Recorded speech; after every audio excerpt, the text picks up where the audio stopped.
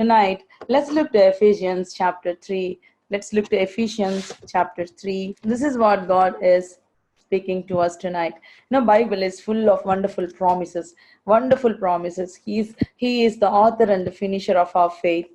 God has promised, and He is well able to do what we have asked Him. Hallelujah. So Ephesians is a wonderful book that we have already had Bible study on, that we have meditated on Ephesians. It's an amazing book, right? It's all about the riches of God's goodness, riches of God's glory, right? So it's an amazing book. It speaks about the privileges of a believer, of a child of God, and what we can do, what we have in Christ is the power of a believer in Christ. The beautiful revelation of a believer who is in Christ. Hallelujah. We always should see ourselves as we are in Christ. The moment we are born again, we are in Christ. We were born into God's kingdom. So now we are in this world, but we are not of this world. We are in Christ. For example, let me say like this for us to understand. If you think that this is you, I have this promise card inside my Bible. So if you think that this is you and this is Christ, the moment you are born again, Bible says you are in Christ. Hallelujah. This is your privilege for you and me. So we are like that. So if anything that is happening to us without God's counsel, without God's permission, God would not allow anything to happen to us. Hallelujah. Even our hair will not drop without His permission. But if we open our mouth and open the doors to devil, that's a different story. So God wants us to come align with the word of God. God wants us to meditate upon His word. God wants us to dwell, to keep our mind on His word. Blessed is the man who trusts in Him. That's what Bible says. Blessed is the man who trusts in Him. We have to trust God. No matter what happens, I will trust, I will put my faith on God. Hallelujah. Last week we had a wonderful Bible study on Abraham, right? Now how God fulfilled His promise. Abraham did not consider his weakness. Abraham did not consider the deadness of Sarah's womb, but he was convinced by the promise of God. He was totally convinced by the promise of God. Hallelujah. So today, Ephesians chapter 3, I want to read verse 20. Now to Him who is able to do exceedingly abundantly above all that we ask or think, according to the power that works in us. Hallelujah. Let us dwell on this word tonight. Now to Him who is able to do exceedingly abundantly above all that you ask or think. He wants to go beyond your expectations. If you want to believe God for something, God is telling you tonight, I want to go beyond your expectation. I want to surprise you beyond what you can imagine. This is God's heart for us. Remember, if our children ask something, we want to look to buy the best things for us, right? Because we want to express our love towards them. We want to express our love by giving gifts, by showering love upon them. So God, how much more our Heavenly Father, who is our Creator, who is our Redeemer. He is not only our Creator, He has double claim upon us. He is our Creator and He is our Redeemer. Hallelujah. So now today God is telling, what is your expectation tonight? I want to go beyond that. I want to meet your expectation, not only meeting your expectation. I want to go beyond your expectation, and I want to bless you. So He is telling, now to Him who is able to do exceedingly abundantly above all that we ask or think, according to the power that works in us. There is direct link between God's provision and the power that is working in us. Hallelujah. Hallelujah. Hallelujah. See, God's power is, that is not working in heaven. God is not talking about His power that is working in heaven. There is awesome power that is displayed on this earth, right? Even in heavenly realms, there is awesome power of God every day that is being displayed. But God is talking about His power that is working in you. So He wants to go beyond your expectation, exceedingly abundantly above all that we ask or think, according to the power that is working in us. The power switch is inside your heart. The power switch is inside your mind. How much you allow God to work, that much he will work. Hallelujah. How do we get this power? From where do we get this power? First thing, from the word of God we get this power. The more you chew the word, the more you meditate the word, the more you will get power inside your bones, that God's power running down in your blood. God's power works in you the more you meditate on the word of God. And this is black and white. There is no way that God will violate his promises. There is no way. Sometimes we say, people, I heard this, I heard that, I heard God saying this to me. That's very good. When those who are sensitive to the Holy Spirit, they will hear. But sometimes, we don't know. It might not be accurate, or it might be accurate. But when you come to the word of God, it's accurate. You don't have to worry about it, whether it will happen or not. You don't have to worry about it, whether God will do this for me or not. Bible says God will not violate his promises. God will not violate his word. But we must allow that word to work in us first before it works in our circumstances. God is interested to change your mind, change your heart before he change your circumstances. Hallelujah. Hallelujah. The reason why many people did not experience his promises, the reason why many people did not experience the power of God is Hebrews 4th chapter. This is written like this. 4th chapter, he says, I'm reading from verse 1. Therefore, since a promise remains of entering his rest, let us fear lest any one of you seem to have come short of it. For indeed, the gospel was preached to us as well as to them, but the word which they heard did not profit them, nor being mixed with faith in those who heard it.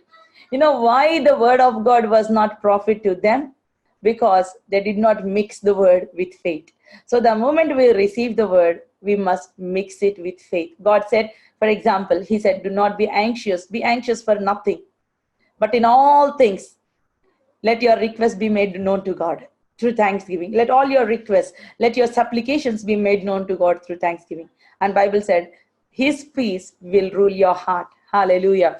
So when you take the verse like that, when you take the promise like that, the concerns, the anxieties, we all have challenges in life, right? So the concerns, the anxieties, all the concerns, you are going into the presence of God and you're pouring down at God's feet. And stay there until the burden is removed. Stay there until your heart is lifted up, or the burden is lifted up from your heart. Stay there until you receive the joy. Stay there until Holy Spirit, you experience his presence, until you have that assurance from God. Hallelujah. And then start worshiping him, and then start praising him. Thank you, Lord. Don't just come out like that. We must pray the prayer of faith. Start thanking, Lord, thank you. Even though circumstances did not change, I'm thanking you. I'm praising you. Lord, you are worthy. Hallelujah. So shall we all look to Exodus chapter 14? I just want to highlight this incident that happened. We all know this. We all know this from Sunday school. We have learned about this. But today, God wants us to just have a look at this passage. Exodus chapter 14. From verse 1, I'm reading. Now the Lord spoke to Moses, saying, speak to the children of Israel that they turn and camp before Pihahiroth, between Migdol and sea, opposite Baal-Zephon. You shall camp before it by the sea. Now God said, now he told to Moses, come on, bring all the children of Israel now. Camp before sea. Camp here. But Pharaoh thought, for Pharaoh will say of the children of Israel, they are bewildered by the land. The wilderness has closed them in. See, God has a plan for bringing them out of Egypt, right? God told, I will deliver you. I will redeem you. I will bring you to the land that is flowing with milk and honey. And he said, I am the Lord. He has promised. He said in Exodus chapter 6, he said this. But here, God said, come on, now camp before the sea. Now, don't you think God don't know that they will come? They will chase? It's actually God initiated. God initiated this chase, right? Why? God told them, you camp here. Now Pharaoh is thinking they are bewildered by the land. The wilderness has closed them in. So now Pharaoh was thinking, see, They are confused. In another version, it says they were confused. They were confused. They don't know what to go. They were roaming in the wilderness, and there is no way out for them. Now, this is what exactly what enemy wants to think, want you to think. This is what exactly what enemy want you to think tonight. Maybe because of the challenges that you are going through, maybe because of the health report that you have received, enemy is chasing you. He wants you to think there is no way out for you. He wants you to think that there is no God for you. He wants you to think that the promises of God are not working in your life. He wants you to think that you are alone. Now you are at one corner that he can have you. So this is the plan of the enemy. He wants you to think, he wants you to focus on your circumstances. See, his focus is, look at the Red Sea. The sea is there. How can you cross? Your God said that you are going to go to the land that is flowing with milk and honey. But how can you go? Look behind. There is a Pharaoh's army chasing. They have chariots. They have weapons. They have the whips in their hand. They are coming to take you as slaves again. So now when they looked, they saw the Red Sea. When they looked behind, they saw this army. So this is exactly what enemy wants you to think tonight. He says, you got this report. You says you are healed by Jesus' stripes, but still you got the report that you have that sickness. You say that, God is your provider, but you lost your job. Or he says that, I have received this promise, but I'm not able to see the fulfillment of the promise. What God is going to do with me? There is no way out. It's all done. I'm not going to get back what I have lost. Enemy wants you to think that. But let's be aware of what we are heeding. Let's be aware of what are we conscious of tonight. 6th chapter, I just want to highlight these few verses. 6th chapter from verse 6 I'm reading. He says, therefore say to the children of Israel, I am the Lord. I will bring you out from under the burdens of Egyptians. He said this. God told them, I am the Lord.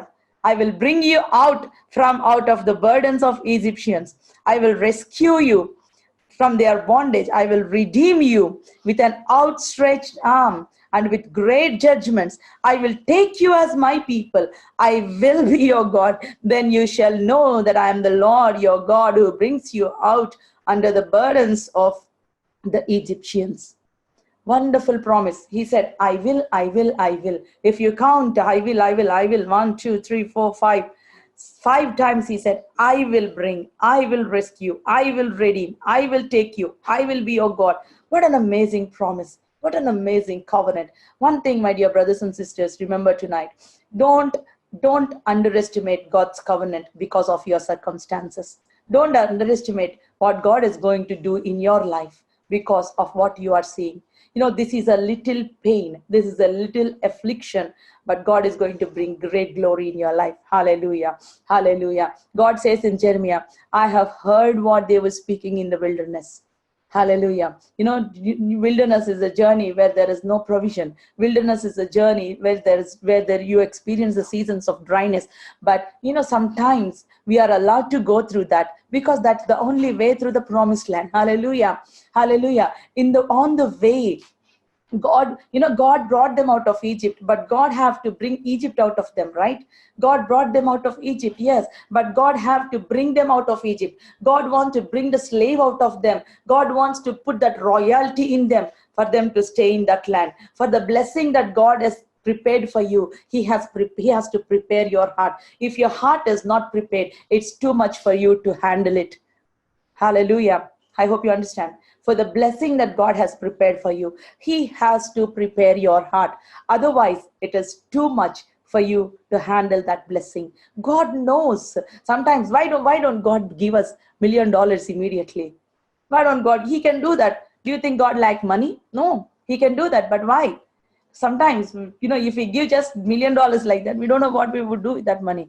We may betray our spouse, we may betray everything, and we may just become proud, right? So, but when you look at your bank account, if you see from 10 years back from now, you see how many millions you had spent. You are a millionaire, but we don't know, we don't acknowledge, right? So God has been so faithful in our life. There was never once in our lifetime there was not any lack in our life, right? God has been so faithful. The moment you are born again, he is just bearing you on on his wings, like eagle bear the eaglets on her wings. That's how wonderful our God is. They were actually trapped between Red Sea and the army. Now you know what these people are talking. They are not conscious about God's promise. They were not conscious about God's covenant. God is so jealous about their covenant. God could have left them in Egypt and God could have raised another generation, but purposefully, God remembered their groanings. God remembered their covenant, the covenant that was made with Abraham, Isaac, and Jacob. And God, with his outstretched arm, he has brought them out. Now, Pharaoh's heart was hardened. He said, oh, how can we let them go? Pharaoh had 10 strong reasons, at least minimum 10 strong reasons to chase them. 10 times God showed how powerful he is, but still his heart was hardened and he wanted to chase them back. So now these Israelites, you know what their confession was? They said, we know, didn't we say that? We know this thing will happen. You have brought us to die here in the wilderness. You have brought us to die here. Shall I read these verses from 14:9? And so the Egyptians pursued them.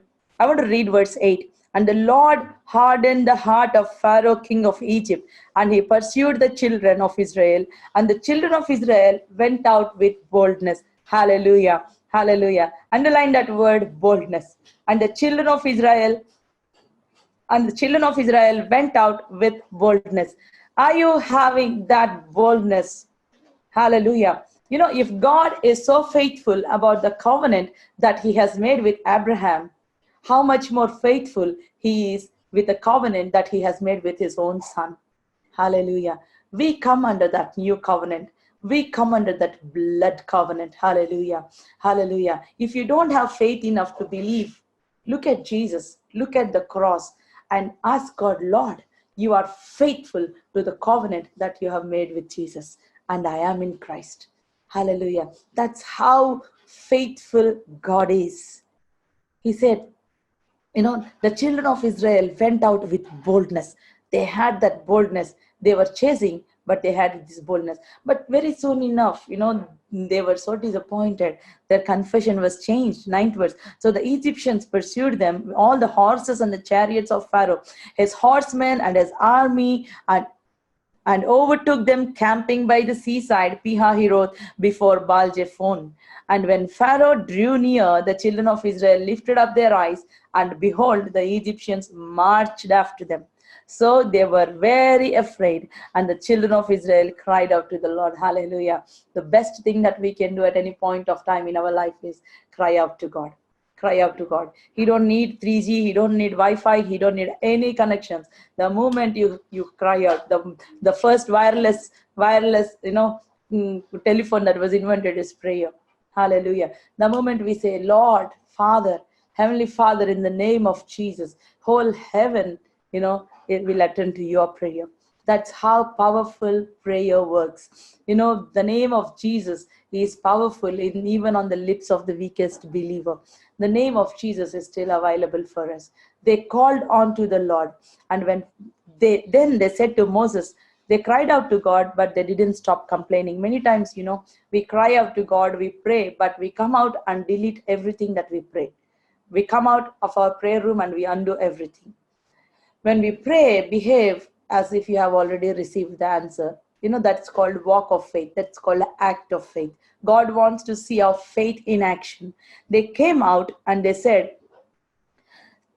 to Moses, because there were no graves in Egypt, have you taken us away to die in the wilderness? Why have you dealt with us to bring us out of Egypt? Is this not the word that we told you in Egypt, saying, let us not alone that we may serve Egyptians? For it would have been better for us to serve Egyptians than that we should die in the wilderness. You know what they are talking? They were thinking that they will die in that they will die in that water. They will die in the wilderness. They were thinking that it's better to serve Egyptians than to believe God, than to trust God. What unbelieving believers they are, right? May I tell you, thank you, Lord, 13 to us. He divided the sea and caused them to pass through, and he made the waters stand like a heap. He made the water stand like a heap. He has hidden the pathway in the waters already, even before the problem arises, even before they come there, even before, God has in his mind a way in that Red Sea. Hallelujah. Even before your problem come, even before you know that you will experience that lack, even before your lack arise, even before you lost your money, even before you are waiting for that breakthrough, God has already prepared a way for your breakthrough. Hallelujah. God has already prepared a way for them through the sea, through the deep waters. Nobody knows that there is a way there. Even the kings were afraid, but God has prepared a way for them in the waters. God has prepared a way in the wilderness. Hallelujah. If we read Isaiah 43, chapter 43, verse 18, Bible says God has prepared a way. 18, do not remember the former things nor consider the things of old. Behold, I will do a new thing. Now it shall spring forth. Shall you not know it? I will make a road in the wilderness, the rivers in the desert. Hallelujah. You might be thinking there is no way at all. There is no hope at all. How can I go to that promised land? But God said, I will make a way for you. It's already there in my plan. I have made a blueprint for you. I have made a way for your breakthrough. Only thing what you have to do is you hold on to that covenant, mix the word with faith. Now today God is telling, stand still and see the salvation of the Lord. He says, Exodus chapter 14, come back here, Exodus chapter 14, verse 13. And Moses said to the people, do not be afraid, stand still and see the salvation of the Lord, which he will accomplish for you today. For the Egyptians whom you see today, you shall see again no more. Hallelujah. The Lord will fight for you and you shall hold your peace. This is what God is telling. Stand still and see the salvation of the Lord. The enemy that you are seeing today, the lack that you are seeing today, the challenges that you are seeing today, you will not see again. Hallelujah. So here Moses did not know anything. He was standing there. 10 times he was rejected. His application was rejected. I'm talking in our terms. 10 times his application was rejected. 10 times he went to Pharaoh. 9 times. The 10th time, God proved his power.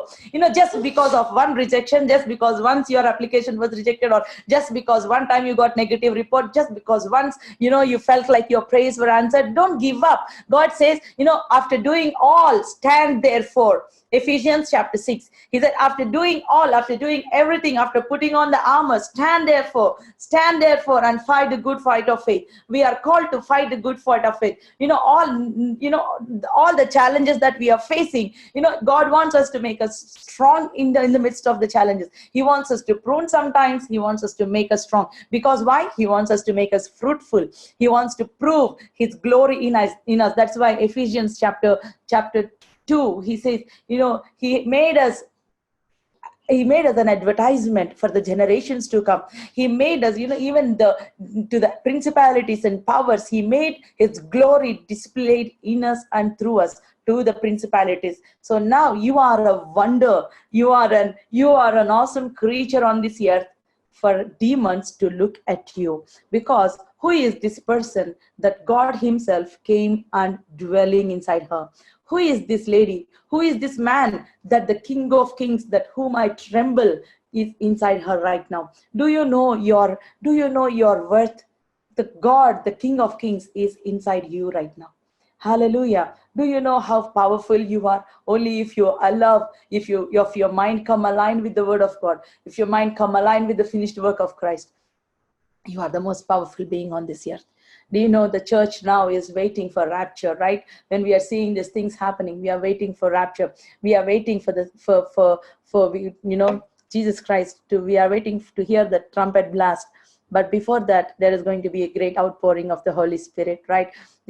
If these things happen, if there was revival in the past, we have heard Charles Wesley, Charles Finney, we have heard many missionary stories, right? When we were young, there were many revivals happened. But now, if those things happen, now even more greater revivals are going to happen. Hallelujah. Hallelujah. church is going to walk in greater glory, because church is the bride of Christ. Jesus will take his bride when it's glorious, right? Church is going to walk in that glory. So God is preparing you and me. This world might look very dark, but God is filling the oil in the lamps. He is just lighting the lamps, right? Many people were baptized with the Holy Spirit. Many people were receiving the gifts of praying in other tongues.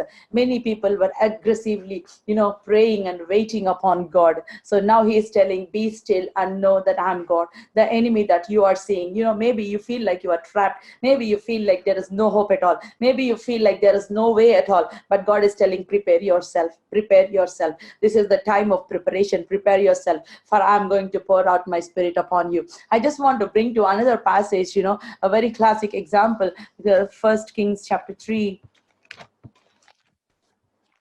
I just want us to read that and then we'll close.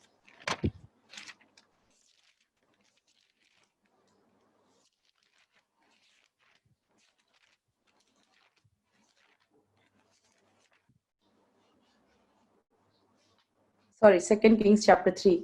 Did I say 1 Kings? 2 Kings chapter 3. And now I'm reading this, from first verse I'm reading. Now Jehoram, the son of Ahab, became king over Israel at Samaria in the 18th year of Jehoshaphat, king of Judah, and reigned 12 years. And he did evil in the sight of the Lord, but not like his father and mother, for he put away the sacred pillar of Baal that his father has made. Nevertheless, he persisted in the sins of Joram, the son of Nebat, who had made Israel sin. He did not depart from them.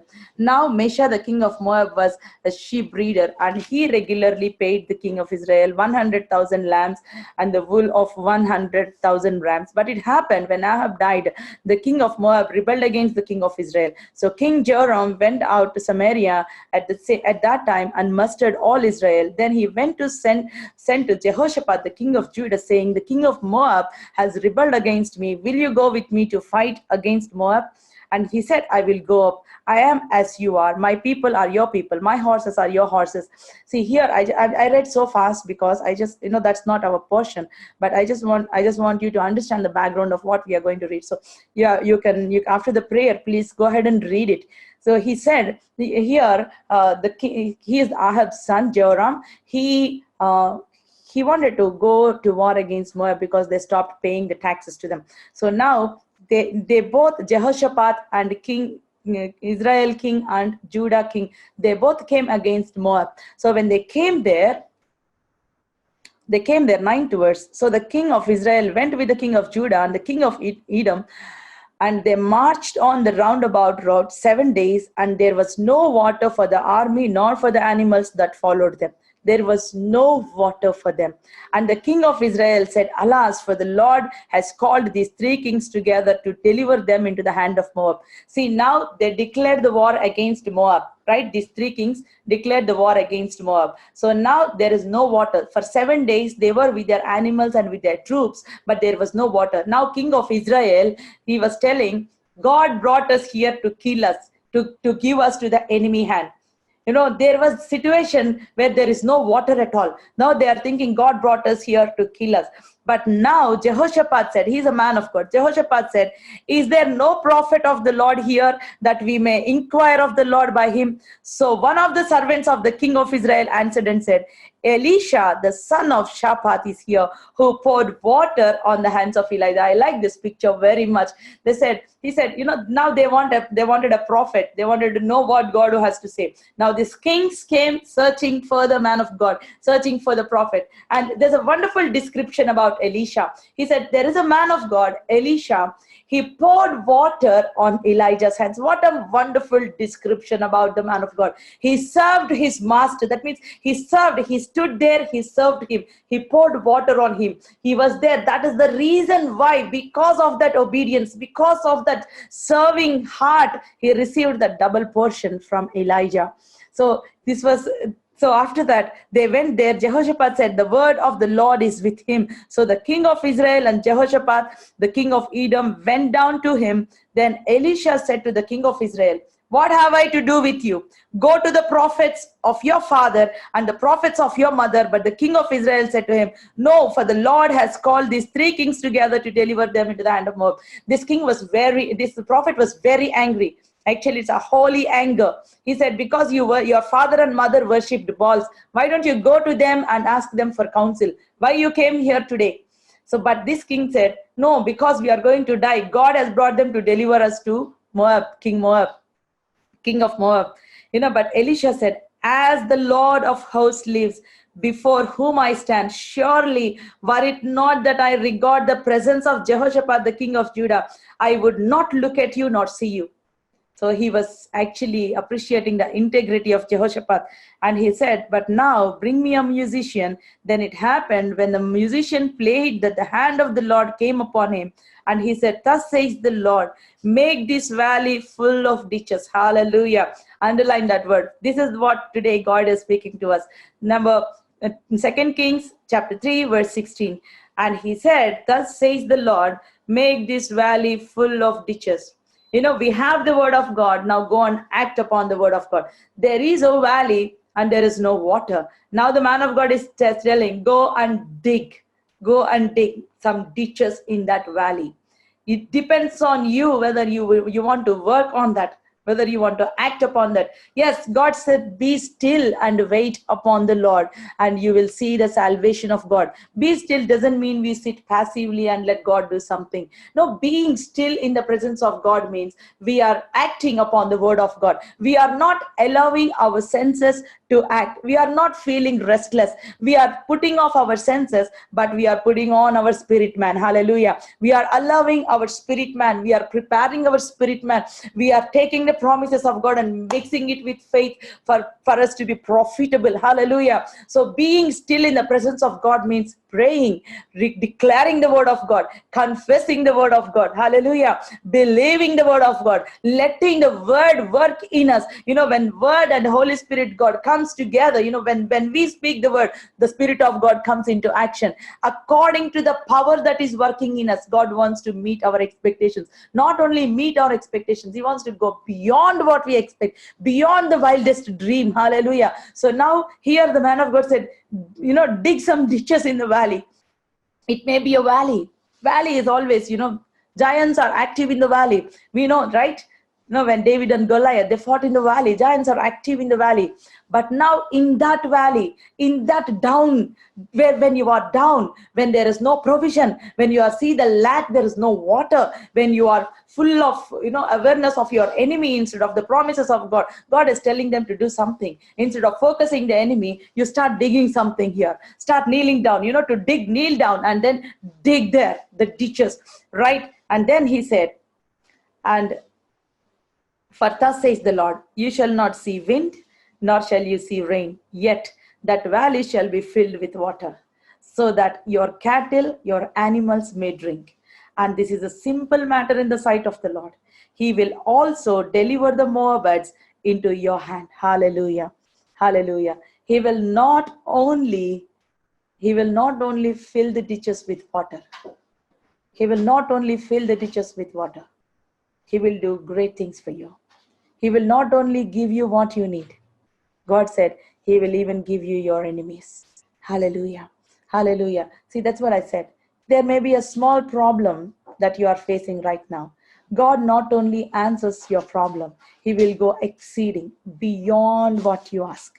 Beyond what you ask. The pain that you are experiencing, it's a good pain for you to bring forth the greatest blessing. So now if you are waiting upon God, He says, I am going to do exceedingly abundantly above beyond what you ask or think, what you even can imagine. How far can you imagine?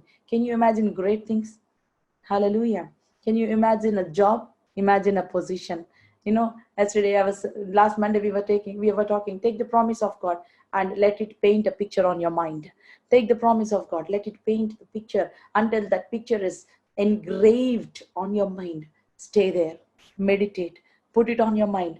Wait how long you can see it. Now Elisha said, you will not see wind. Don't wait for feelings. Don't wait for goosebumps to happen to you. When the man of God is sharing the word, when the woman of God is sharing the word, don't say, I don't feel any goosebumps. I don't know whether it's powerful. That's why some people feel it powerful, some people don't feel anything.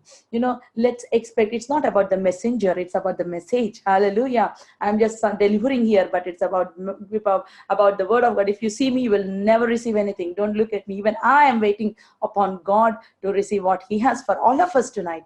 So let's just humble ourselves and just receive the word. That's the reason why when we receive it with a childlike heart, we will see the breakthroughs immediately. Hallelujah. Hallelujah. Here he said, you will not see the wind. You won't see any cloud. You won't see any thunder, rainstorm. But the Bible says, God said, I will fill the ditches with water. Hallelujah. And you know what God said? This is nothing to me. And there will be water for your cattle and your animals. And this is a simple matter in the sight of the Lord. He will also deliver the Moabites into your hand. Hallelujah. He will also, God gave them a word, what to do. And when they acted upon that word, you know what happened? And also you shall attack every fortified city and every choice city, and shall cut down every good tree, and stop up every spring of water, and ruin every good piece of land with stones. Now it happened in the morning, when the grain offering was offered, that suddenly water came by way of Edom. Hallelujah. And the land was filled with water. See, in the morning, when the grain offering was offered, when there is incense that is rising up from that altar, when there was offering that's been rising up from that altar, when they were busy praising God, when they were busy offering to God, God was busy dealing with their problems. God was busy providing answers for them. Hallelujah. They were busy praising God. They were busy offering offerings to God, and God was busy providing what they needed. Hallelujah. So naturally, we cannot handle the things. Naturally, we cannot do anything. But God said, be still and wait upon God. Be still and know that I am God. If you know, how do we know? Just get intimate with God. Get that intimacy with God. Know and delight in his word. His word has the breakthrough. Dance your problems away. Dance in the presence of God. Delight in the Lord. Yeah, seemingly impossible. Dance in the presence of God. Yes, delight in the presence of God. It's a Red Sea. Don't dance after crossing the Red Sea. Dance before, because your God is faithful. Hallelujah. He loves that faith. Dance before that Red Sea, not after crossing the Red Sea. Hallelujah. The enemy that you are seeing today, you will not see anymore, because I am a God who keeps covenant. This is what God said. And Jesus Christ is the guarantor of that covenant. You know what Jesus did? He tore the veil. He took his own blood. He went into the Holy of Holies. He sprinkled this blood on the mercy seat, and he sat there at Father's right hand, and he said, it's finished. Hallelujah. And the proof, he gave us the Holy Spirit to dwell inside us. And he said that he sat in the Holy of Holies and said, come now, I will see who is going to stop you. Come boldly to the throne of grace. Come boldly, come running. And I'm here there as your intercessor, as your representative. I am sitting in the throne room, in the greatest place that is possible you can imagine, in the greatest place in this universe. The greatest place in the universe is not your king's place or not the president's palace. No, it's the place of the King of Kings and the Lord of Lords, the throne room of God. He said, now come boldly, and that you may find grace and mercy to help you in time of need. Hallelujah. Hallelujah. God says, the problem that you're facing is not just the water. I'll give you more than that. I'll give you more than that. I'll give you more than you ask. And exceedingly abundantly. You will break down every fortified city that is standing in front of you. Every mountain that is standing in front of you, you will powder it. You will break it down. That is the power that I have given to you. Be still and know that I am God. How to be still? How to be still? Act on the promises of God. Delight in the word of God. First thing, mix the word of God with faith. Mix the word of God. Take the promise and mix it with faith. Yeah, you lost something. Go to God and say, Lord, I am a tither. I am a sower. Lord, this shouldn't happen to me. You said you will rebuke the devourer for my sake, Lord. Lord, you said you will command, you will not allow my grapes to fall to the ground. I have this promise, and I dance in your presence holding this promise. Father, I don't know how you will do it. I don't know how I will cross this Red Sea. I don't know how you will restore, but I believe in you. One thing is, Lord, I will guard my heart, and you guard my circumstances. That's what he told his disciples. Let not your heart be troubled. Peace I leave with you, not as the world give you. My peace I'll give you. What's the peace of God? He knows that he's going to die. He knows that he's going to go to scourging post. He knows that he's going to be tortured. He knows that he's going to be humiliated. But he is so peaceful. He's so composed because he knows the joy that was set before him was great. So now he says, looking on to Jesus, let's run the race. Looking on to Jesus. We have the great witness of cloud. Hebrews chapter 12, verse 1 and 2. We have the great cloud of witness. But he said, don't look at the cloud of witness, look at Jesus. And he is there from the starting to the finishing point of this race. He is there with us now. He who has called us out, he has called us out. That I will not leave you. God has called them out of Egypt not to kill them in the wilderness. God has called them out, he did Passover. They celebrated Passover, not to kill them in the Red Sea. Deliver them. So if you know that God has called you out of the kingdom of darkness, have that boldness, walk out with boldness that any problem that you are facing, he will bring you through. Hallelujah. Any demon that you are facing, you will put him down. Hallelujah. Because he has stripped him of his power and he gave you authority over his power. Hallelujah. Thank you, Father, for your word. Thank you, Father, for your word. So this is your God. Mix the word with faith. And second, delight in the promises of God. Delight in the promises of God. And then, shall we all close our eyes? Shall we all just look to God? There was a rule that was passed. All Jews must be killed. And Mordecai sent a word to Esther. Esther, see, look at this law that was passed by king. She was in the palace, but she has no intimacy with the king. She said, I cannot do anything. I was not called to his presence. It's 1 month already. I was not invited to his presence. You know what Mordecai said? See, if you are silent, maybe you are there for such a time as this. Maybe you are there for such a time as this. If you are silent at this time, salvation will come to Jews from somewhere. But you and your house will perish. Don't be silent. Yes, being still doesn't mean stopping everything and sitting passively. Being still means get up and pray. Get up and pray until you see the breakthrough. Get up and declare the promises of God. You know what Esther said? Proclaim fast for 3 days. Just support me. If I perish, but I will go to the king. But before I go to this king, I will go to that king. I will have intimacy with that king. Yes, I am in the palace. I don't have intimacy with this king, but I am going to have intimacy with that king. I will just lie down before him. I will pour out my heart before him. And you know what? She went. King has favor over her. She invited him to the banquet. But the second day, king could not sleep. King could not sleep. This man, Ahasuerus, he is the king over 127 provinces. That's what written in the Bible. 127 provinces. He could not sleep. He can do anything if he cannot sleep, right? He can call for the dancers to dance. He can call for a party. He can do anything. But he called to bring the book of Chronicles. And that book is the right book where he opened. And that is the right page where he read about Mordecai. The same Haman, that wicked Haman, is so concerned about Mordecai who did not wish him. He is not concerned about king is respecting, queen is respecting him, but he is so proud he wants respect from the people. But Mordecai said, because I'm a Jew, I cannot salute you. So he wants to end Mordecai. He arranged the gallows to hang Mordecai there. He just walked in for that permission.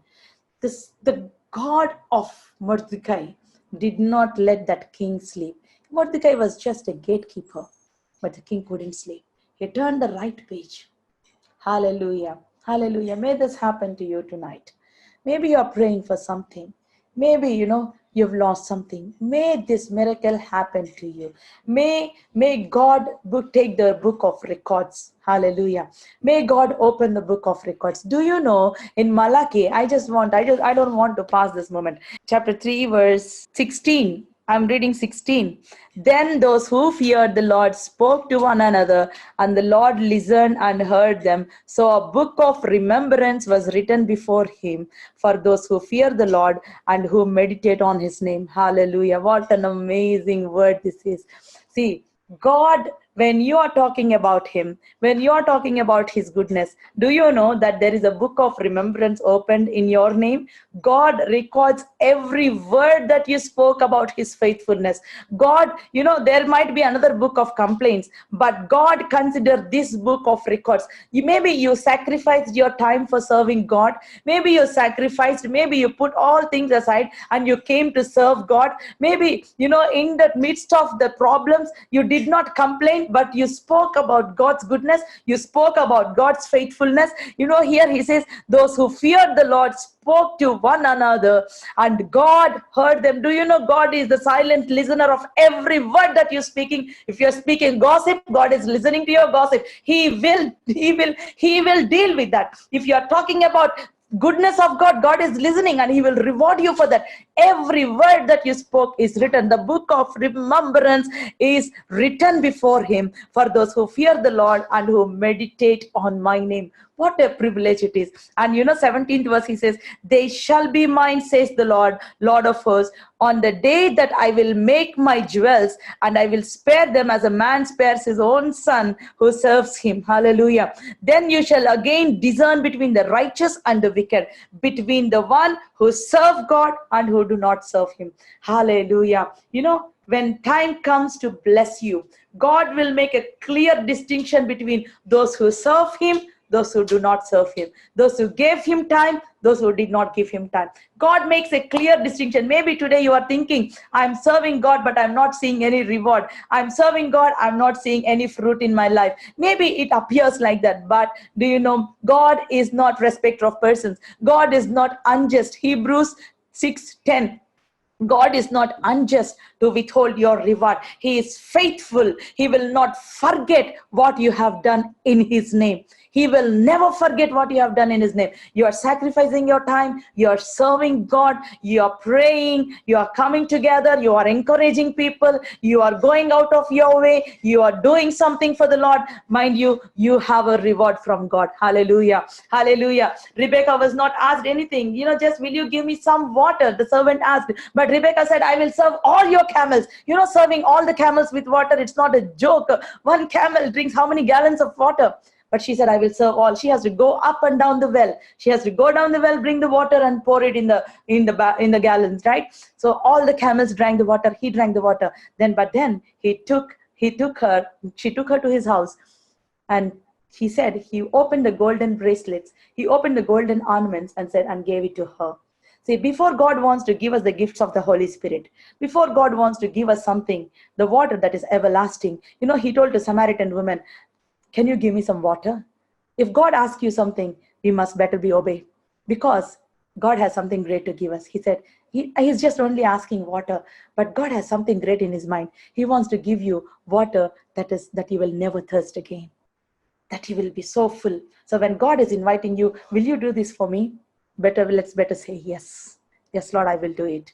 If God is asking you to serve him, Lord, yes, I will serve you. Hallelujah. Because he has something great. Without doing anything, don't just ask, Lord, I want gifts of the Holy Spirit, gifts of the Holy Spirit. How are you going to use it? Lord, if you ask me to go 1 mile, I'll go 10 miles, Lord. I will do it for you. Hallelujah. That's what God wants to see in us. So he said, the book of remembrance is opened.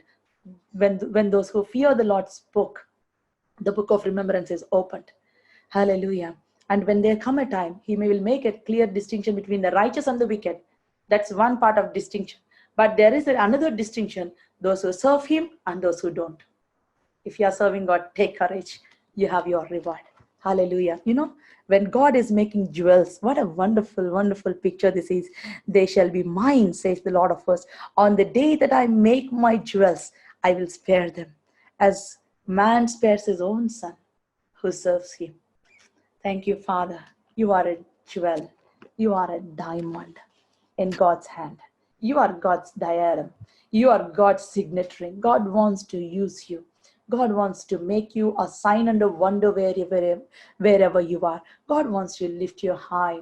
God's plans for you are greater than your own imaginations, than your own plans. And if you want to set your imaginations at a level, God wants to go beyond that. God wants to surprise you. God wants to bring down your enemies. Only thing is, you should know how powerful you are. The power that He has given in your mouth. He said, if you say unto this mountain, be thou removed and be thou cast into the sea, and believe, and if you don't doubt in your heart, it shall happen exactly what you said. So how much more when you take the word of God, and when we say it. Let's take the word, let's say the word, let's declare the word. Hallelujah. Hallelujah. Hallelujah. Don't say, I will see and then believe. No, no, no. God said, you believe and then you will see it. Hallelujah. Tonight, don't say, I will see and then only I will believe. No, God said, believe and then you will see it. Believe first. Belief comes from first. When we go to heaven, we don't need faith. If we need faith only here. When we go to heaven, we see things clearly. We see Jesus face to face. We need here. And Thomas said, only I will believe only after I see him. Said Thomas, blessed are those who believe without seeing. Come, put your hand in my wounds and see. Don't say, Lord, I will believe only. When we see there's nothing to believe, it's there. So before your breakthrough comes, believe it. Before your answer comes, believe it. Believe it. Work on it.